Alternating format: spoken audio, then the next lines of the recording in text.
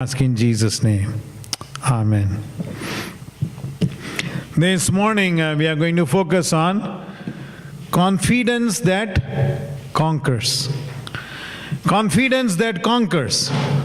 And this key verse is very powerful. Philippians 4:13. I can do all things through Christ who strengthens me. You see? I can do all things through Christ who strengthens me. You see, this is a very, very powerful verse. You see,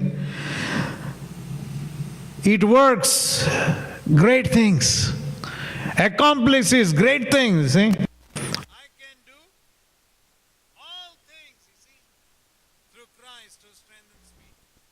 You see, one of the most reliable predictor of how successful a person will be in the life depends on the level of confidence that person has. See?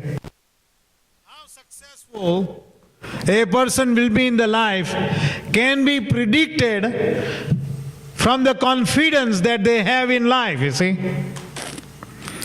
Whenever they are going to make a choice of an employee, you see, the manager has to find out whether this person does possess a very high confidence to accomplish the job to be done, you see.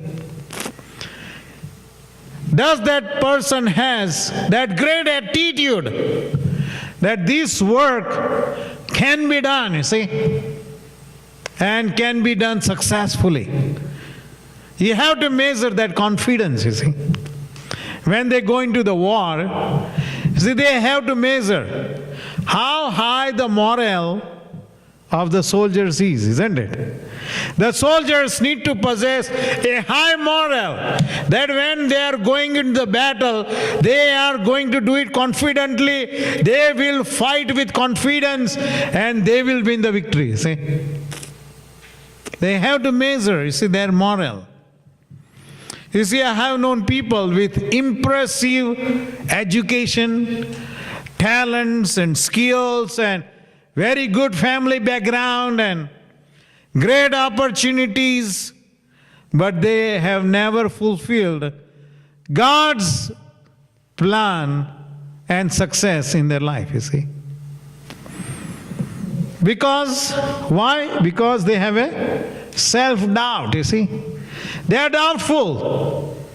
They have a self-doubt, you see, that undermines their ability to succeed. But there are guys I have known who do not have an influential education. Neither they have talents or skills. And even then, they have been very successful, you see. They have accomplished big things. Why? Because they have been so confident, you see, that whatever job they take in their hands, they will be able to do it, you see. Have a very strong confidence, you see. And that's why this verse says, I can do all things through Christ who strengthens me. You need to have that high confidence, you see, and trust in God. William Carey, the great missionary, he was not great actually. He was just an ordinary shoemaker, you see, cobbler, yes. He was a cobbler. He was an ordinary shoemaker, you see. And he was the one, he felt God was calling him to be a missionary to India, you see. To be a missionary in India. And in those days, those missionary society, they rejected his application. He is just a cobbler. What will he do, you see? He is not even an educated guy, you see. They rejected him to send him as a missionary to India. This man was so confident, he raised his own ship travel all the way to India. See, in those days, he traveled to a place called Srirampur, you see, in India. And this William Carey, a cobbler, he was the man who gave Bible to India, you see. India is not a small country, remember that. It is called the subcontinent. Subcontinent of Asia. It's a huge landmass. It's a huge country actually. And he was the one who translated Bible into 40 languages. Can you think of that? 40 languages. There are so many languages in India, more than 1,000. And then there are major languages. He translated how many? 40, you see. This was the man, while he was in London, he preached in 1792. Expect great things from God and attempt great things for God. Expect great things from God and attempt great things for God. And believing this message that God preached through his lips, in 1793, he came to India, you see. And 1793 all the way to 1834, 41 years, this man was a missionary in India, you see. Not only he gave Bible to India, he gave schools, he brought education. He gave Srirampur University, which is the most famous university in Srirampur actually. That gives credentials to the Bible colleges and seminaries all over India actually. My education began in a seminary that was accredited by Srirampur University. 10 years I taught in a seminary which was accredited by Srirampur University. Srirampur University started by William Carey, see. The first newspaper started by William Carey in India, you see. The post office, he brought post office to India, you see. And he brought railways, the trains to India. And the railway network that goes from north to south, east to west, over all of the subcontinent of India, is the largest railways in the whole world. That's what they say. Is the largest railways in the whole world. Was brought by William Carey, you see.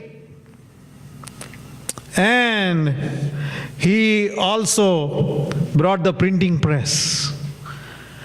He brought the printing press, first printing press into India. Think of that man who began, who was just an ordinary cobbler. An ordinary cobbler, but he believed that I can do all things through Christ who strengthens me. Expect great things from God and attempt. You should not be afraid to attempt things for God. Don't be fearful of failures, you see. Attempt it and God will give you success, you see. Isn't that amazing? He was the one who stopped the practice of sati in India. You know what is sati? In India, in those days, they were so superstitious. If the husband dies, the wife has to die. Isn't that terrible? If the husband dies, the wife has to die. How she has to die? They will cremate the body of the husband. They will cremate. They'll put lots of logs of wood, firewood, and on the top they'll put the dead body of the man. That's how they still do it in India, let me tell you. They still do it. And they will force the wife. She has to sit on that fire, you see. They'll throw her into the fire. They'll kill her. She has to die with her husband. This evil practice was stopped by William Carey. Can you imagine that? He saved many lives. He stopped this evil practice. My dear friends, when we read, the second thing is that the confidence of the apostles. If you read the book of Acts, you see the apostles and the disciples were filled with supernatural confidence. The early church leaders were filled with the supernatural confidence in God. You see, that God can empower, God can fill you with the power of the Holy Spirit. He can provide for you, He can protect you, you see. He can do amazing things through you. If you read Acts chapter 4, verses 10 to 13. Acts 4, 10 to 13. In Acts chapter 3, what happened was Peter and John had such a supernatural confidence in God that they made one crippled man to rise up and walk. And Peter and John were arrested and brought before the council of Sanhedrin. These were the guys who killed Jesus on the cross. They were cruel guys. And they were challenging Peter and John. Never take the name of Jesus. Never take His name. But what did they reply? Then know this. You see, Peter, filled with the Holy Ghost, with supernatural confidence, he replied them, then know this, you and all the people of Israel, it is by the name of Jesus Christ of Nazareth, whom you crucified, but whom God raised from the dead, that this man stands before you healed. He, that is Jesus, is the stone you builders rejected, which has become the capstone. Salvation is found in no one else, for there is no other name under heaven given to men by which we must be saved. Verse 13, when they saw the courage of Peter and John, when they saw the supernatural confidence of Peter and John, when they saw the boldness of Peter and John, and realized they were unschooled, ordinary men, they were astonished, and they took a note that this man had been with Jesus. This man were with Jesus. That gave them supernatural confidence, you see. Even Paul was a man filled of supernatural confidence, you see. And he writes regarding the spiritual growth to the Philippian believers in this verse, Philippians 1:6. He talks about confidence, you see. Paul was a man filled with supernatural confidence. We read in verse 6, being confident of this, see what Paul writes, being confident of this, that he who began a good work in you will carry it on to completion until the day of Christ Jesus. Yes, if the Lord saved you, you were born again, the good work of God began on the day of your salvation. This is the confidence that God will take it to the completion. Never get depressed, never get discouraged, never fear, never give up, you see. Never. See what St. John writes about supernatural confidence, you see. St. John, you see, he was filled with supernatural confidence regarding prayer, you see. 1 John chapter 5, verses 14 to 15. 1 John chapter 5, verse 14 and 15. This is the confidence we have in approaching God. See, he writes about confidence. That this is the confidence we have in approaching God. That if we ask anything according to His will, He hears us. If you ask anything according to the will of God, according to the word of God, God has to fulfill it. and give you the answer. And if we know that He hears us, whatever we ask, we know that we have what we asked of Him.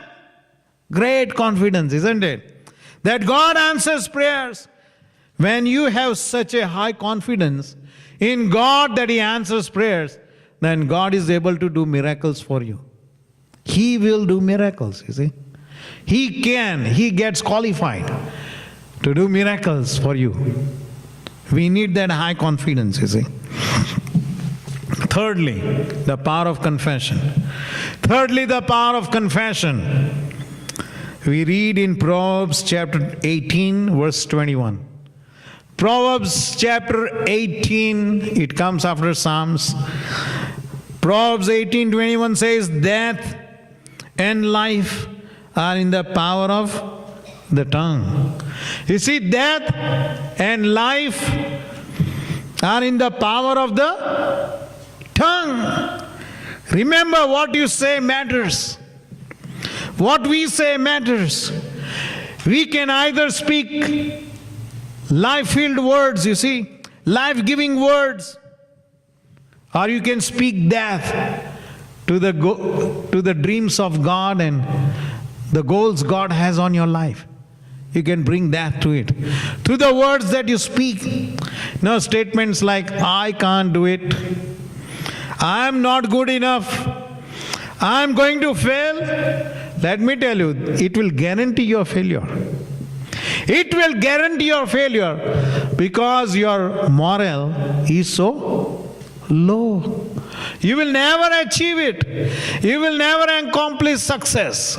You will never succeed in your life because you are voicing those self-doubt statements like, I can't do it, I'm not good enough, I'm going to fail. Surely these words will drain your energy.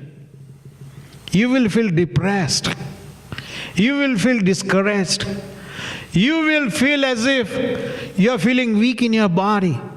Suddenly, you will start feeling weak in your body. You will start feeling as if I am sick, I can't do it.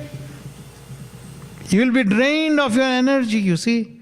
You will feel as if you are not in good health. And so never talk like that, you see. You have to speak faith-filled words. You have to speak faith-filled words, confidence-filled words out of your mouth. And those are the promises of God, you see.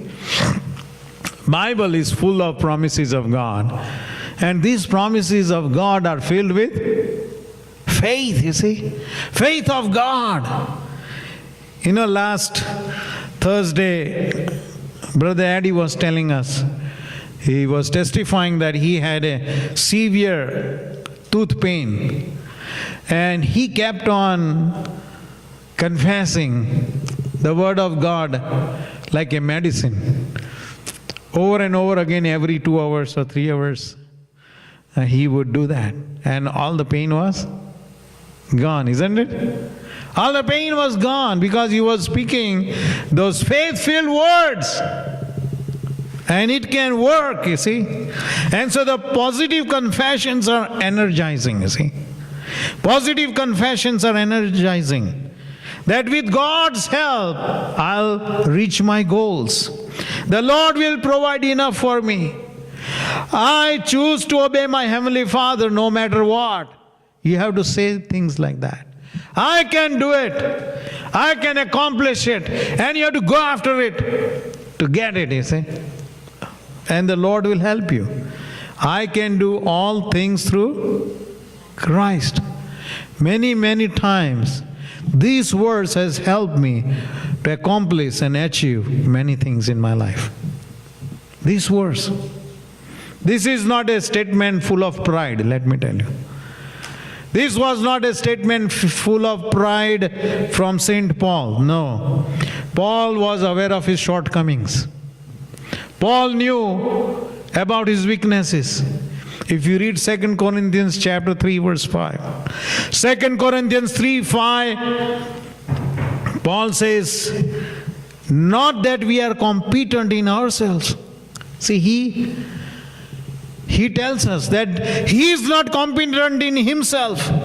Not that we are competent in ourselves to claim anything for ourselves, but our competence comes from God. See that? Our competence comes from God. You see, our excellent success comes from God.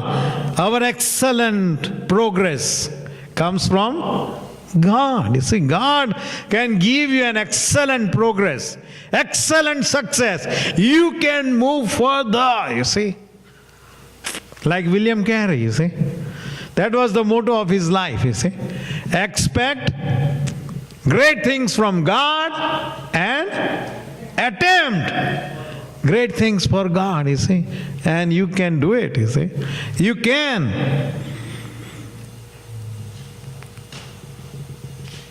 Choose to believe God's promises.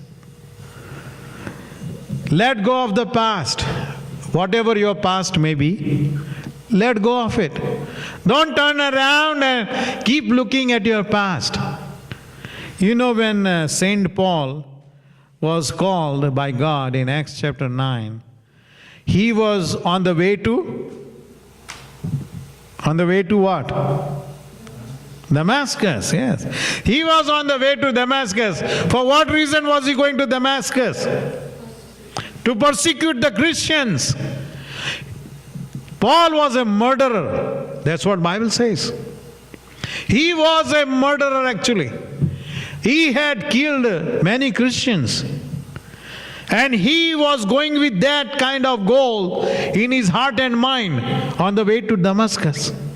When Jesus got hold of him and called him, and when he was called, you know, the early church was afraid of him.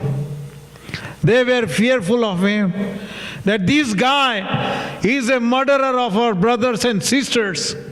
They were not ready to welcome him. You know that? They were not willing to take Paul into their fold. But even in such situation, Paul could have made excuses that I am a murderer. I cannot do this Christian ministry. I cannot go for missions. I cannot go and preach the gospel. The church is not willing to receive me and accept me.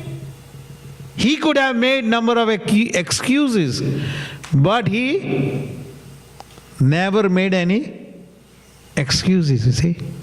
He went ahead with the call of God. He chose to obey God regardless of the consequences. And that's why Saint Paul was used by God mightily, you see. Because of that supernatural confidence that he could write in Philippians 4:13, I can do all things through Christ who strengthens me. You know, there are three things that he mentions in this verse. Three things that we need to take a note of it before I close. Our position in Christ. You need to look at your position in Christ, you see. The day you were saved, you became the child of God. You are the child of God. You are the children of God. God is your heavenly Father. That is the biggest position you received, you see. God becomes your Father, you see. You are the child of God the day you are saved. This will give you a very high confidence that you are no longer a small person. You are not an ordinary cobbler. You are not an ordinary guy. You are the Son of the Most High God. Remember that. It will increase your morale, you see. It will increase your confidence. I am not an ordinary cobbler, you see. I am the Son of the Most High God. This is my position. I am the child of God. God is my heavenly Father. If I ask my heavenly Father for anything, He is going to do it, you see. Secondly, our perception who Christ is. See, your perception about Jesus. Jesus is the sovereign ruler of the whole universe. He is the King of kings, you see. Your perception about Jesus has to be very high, you see. That He is the sovereign ruler. No matter what situation, He is going to equip you, you see. This guy was an ordinary cobbler, isn't it? How can he bring railways into India? Can he? No. Maybe he can bring some shoes, but not railways. But he did it. Steam engines and big locomotives and rails. He brought the printing press. An illiterate, unschooled guy, but accurately he translated the Word of God, the Bible, into 40 languages. Think of that. He brought, how can a foreigner, a white man, a foreigner, come to India and stop the practice of sati? How can he stop those Hindus? They would kill him to pieces, cut him to pieces. But he did it. He did it because he had that supernatural confidence, you see. He wanted to save souls and bring people to Jesus, you see. And so you must have that I am serving the King of Kings, the sovereign ruler and the Lord of all universe. And He will equip me. And the third thing is His promises. You see, God's promises in the Bible, they are there to provide for you, to empower you and to strengthen you. And you will always progress, let me tell you. You will progress, you will accomplish, you will achieve terrific and great things in your life. I can do all things through Christ who strengthens me. You will. Shall we pray?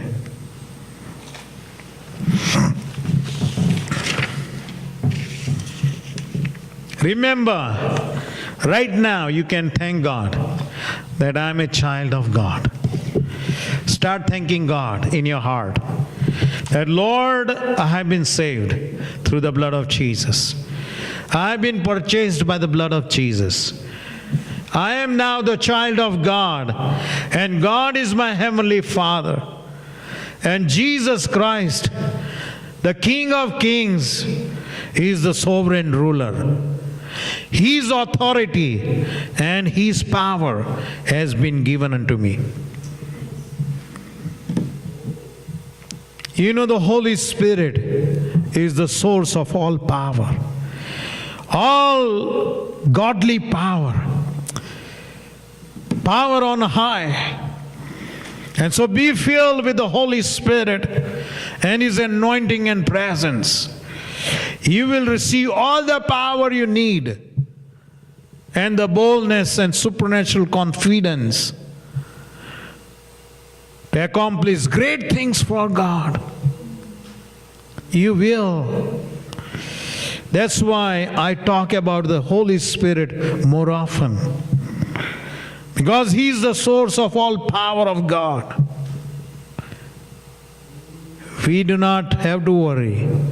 We do not have to be afraid and fearful. We do not have to talk any fearful talk or negative talk. We can talk big things and we can act out boldly and accomplish great things for God.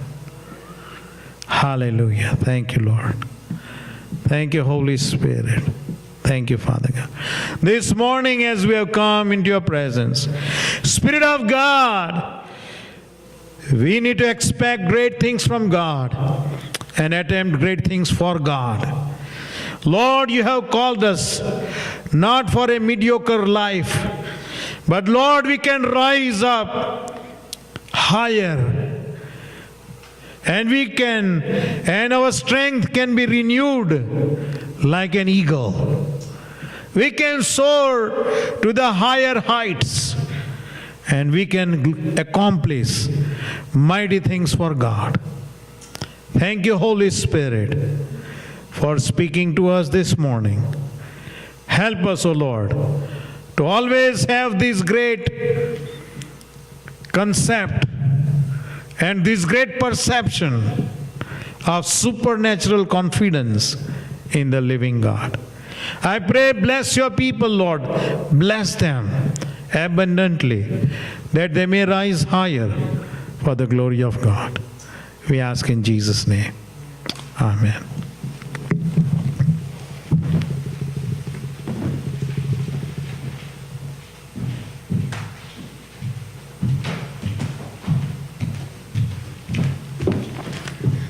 Please stand as we sing our closing hymn. This is hymn number 352, Standing on the Promises.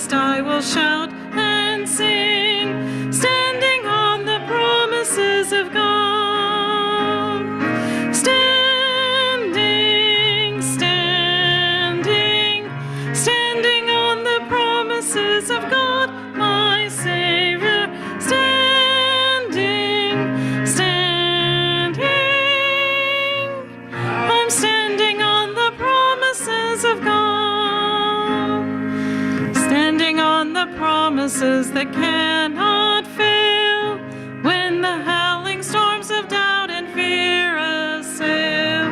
By the living word of God I shall prevail, standing on the promises of God. Standing, standing, standing on the promises of God, my Savior.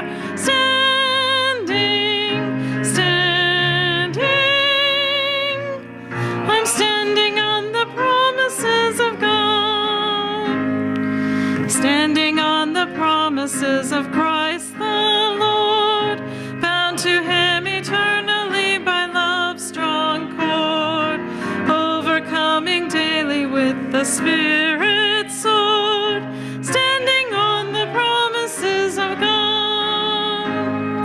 Standing, standing, standing on the promises of God, my Savior. Standing, standing,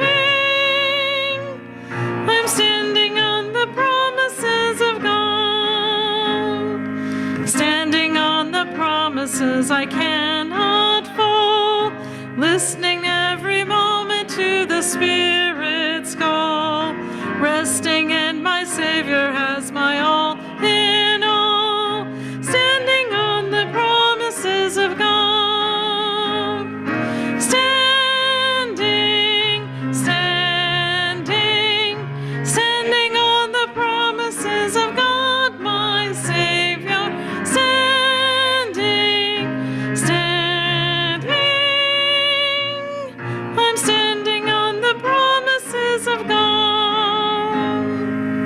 Amen. Now may the grace of our Lord and mighty God, that the love of the Heavenly Father, and the sweet communion and the fellowship of the Holy Spirit empower you and fill you with great supernatural confidence, accomplish great things for